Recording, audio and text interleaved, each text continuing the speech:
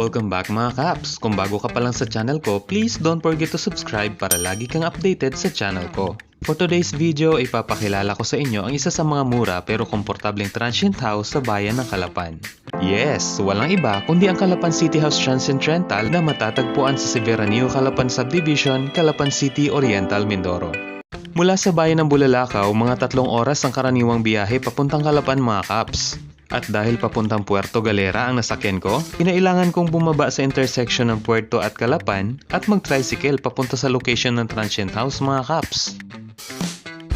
At dahil nasa loob ng subdivision, mga blocks, lots, streets at village ang eksaktong address ng mga unit dito mga kaps. Kaya naman for bookings and inquiries, just visit their Facebook page at Calapan City House Transient Rental. Ang owner na si Sir Philip mismo ang sasagot sa inyong mga inquiries. Gusto nyo na bang makita ang loob ng unit mga kaps? Here we go! Pagpasok mo pa lang ng pinto, bubungad ka agad sa iyo ang kanilang maganda at maaliwalas na living room.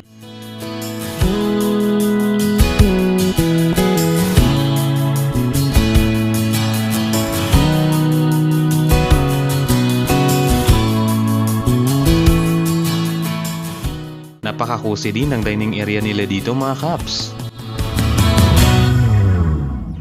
Ito naman ang hagdan papunta sa second floor kung saan matatagpuan ang 2 bedrooms ng unit mga kaps. Sampayan baka mo, meron dito sa loob niyan. Dahil mga budget travelers tayo, mas prepared na lang nating magluto kaysa kumain sa labas. Kaya naman tamang-tama sa atin ang kanilang fully equipped na kitchen dito mga kaps. Meron silang electric kettle, rice cooker, tablewares, kawali, stove at refrigerator mga kaps. Natamad ka na bang maglaba kaso kailangan? Worries no more, meron sila ditong automatic washing machine. Pero kung hindi ka pa rin makapaglaba, grabe ka na.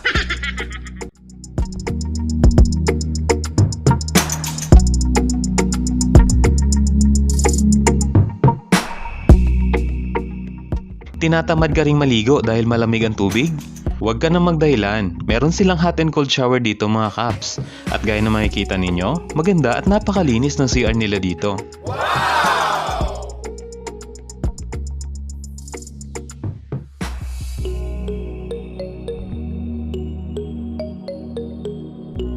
Punta naman tayo sa second floor. Hindi nga pala air-conditioned ang isang room sa unit na nabook namin mga kaps. Pero hindi naman lahat ng unit ganun. May mga units din sila na full air-conditioned ang 2 kwarto.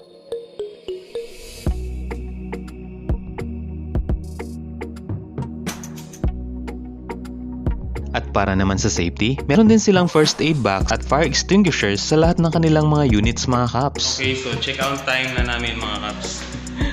Yan. So, syempre, bago umalis, kailangan muna natin maglinis. So yung mga bedsheets, nilagay na namin dito sa sofa sa baba. Yan. Para yung mga housekeeping nila, hindi na sila masyadong maraming gagawin kapag naglinis. Pati yung CR, syempre nilinis na rin namin. Yan. So kung may re-retouch man sila mamaya, so konti na lang yung gagawin nila. Pati yung 2 room sa taas, so nilinis na rin namin. So, and that's for today's video. Thank you for watching. Paalam.